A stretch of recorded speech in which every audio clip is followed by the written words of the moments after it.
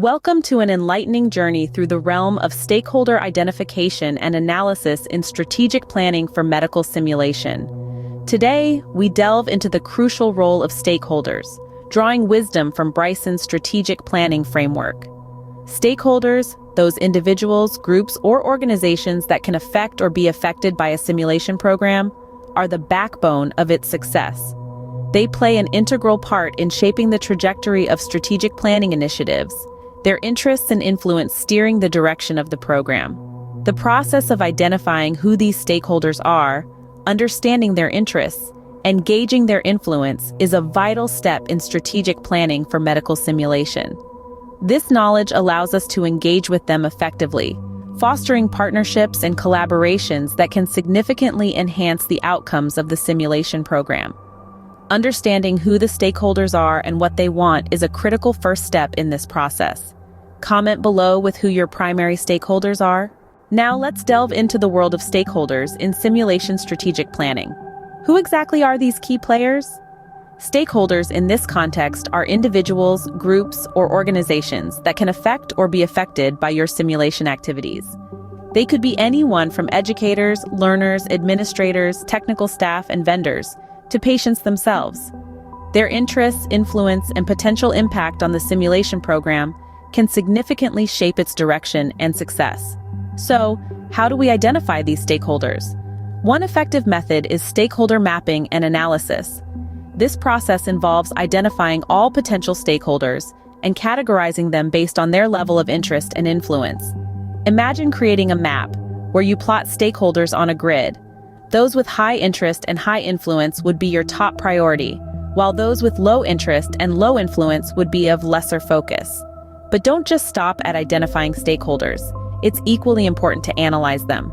Getting to know your stakeholders beyond their titles and roles is crucial. What are their interests in relation to your simulation program? Perhaps they're looking to improve patient outcomes, or maybe they're interested in research opportunities. Understanding their interests can help you align your program's goals with theirs.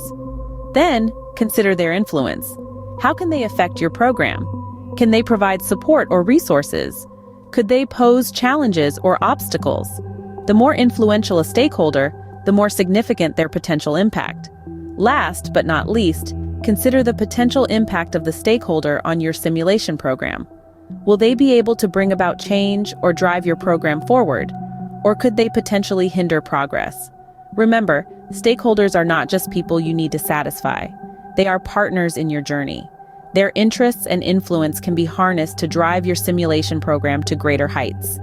Identifying and understanding stakeholders is a vital step in strategic planning. Moving forward, let's explore the power of partnerships and collaborations in simulation strategic planning. Partnerships and collaborations are not just buzzwords. They are strategic tools that can be leveraged to enrich your simulation program and accelerate its impact. Building partnerships begins with understanding each stakeholder's interests and aligning them with your simulation program's objectives.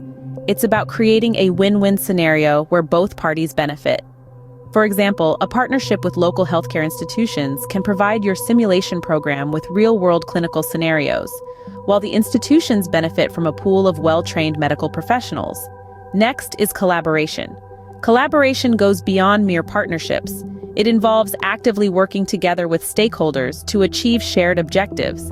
Collaboration can take many forms, from co-developing simulation scenarios to jointly hosting simulation events. Let's consider an example. A simulation center collaborated with a medical device manufacturer to develop simulation scenarios for a new device. This collaboration not only enriched the simulation program, but also helped the manufacturer understand the device's practical applications better. Partnerships and collaborations can also extend beyond the healthcare sector. Engaging with technology companies, academic institutions, and even policymakers can bring unique perspectives and resources to your simulation program. Now, why are these partnerships and collaborations so important? First, they can significantly expand the resources available for your simulation program. These resources can be in the form of funding, equipment, expertise, or even access to new audiences. Second, partnerships and collaborations can enhance the relevance and realism of your simulation scenarios, thereby improving training outcomes. Lastly, they can foster a sense of community among different stakeholders, creating a supportive environment for your simulation program to thrive. In conclusion, building partnerships and collaborations is much more than a strategic move. It's about fostering relationships and working together to enhance the quality and impact of medical simulation. Always remember, the power of collaboration is greater than the sum of its parts. Partnerships and collaborations are pivotal to enhancing the effectiveness of simulation programs. Now, we'll uncover the importance of gaining stakeholder buy-in for strategic planning initiatives. As we venture further into the world of strategic planning in medical simulation, we come across a crucial step: ensuring stakeholder buy-in. Without this, even the most meticulously planned initiatives can stumble. So, let's delve into why this is so important. It's not enough to identify and understand your stakeholders. You also need to get them on board with your strategic plan. This is where stakeholder buy-in comes into play. It's about getting the people who have a stake in your simulation program to support your strategic initiatives. It's about ensuring they're not just aware of your plans, but they're also enthusiastic and invested in seeing them succeed. So, how do we achieve this? One effective strategy is to involve stakeholders in the planning process from the get-go. By giving them a seat at the table, you're showing them that their input is valued and their concerns are heard. This inclusive approach can foster a sense of ownership among stakeholders, making them more likely to support the initiatives they've had a hand in shaping. Let's consider an example. Imagine a medical simulation program that aims to improve surgical training. If the surgeons who will use the simulation are involved in planning, they can provide input on what they need most from the program. Their buy-in ensures they're more likely to use the simulation and advocate for its use among their colleagues, thus driving the initiative's success. Another strategy for gaining buy-in is addressing stakeholders' concerns proactively.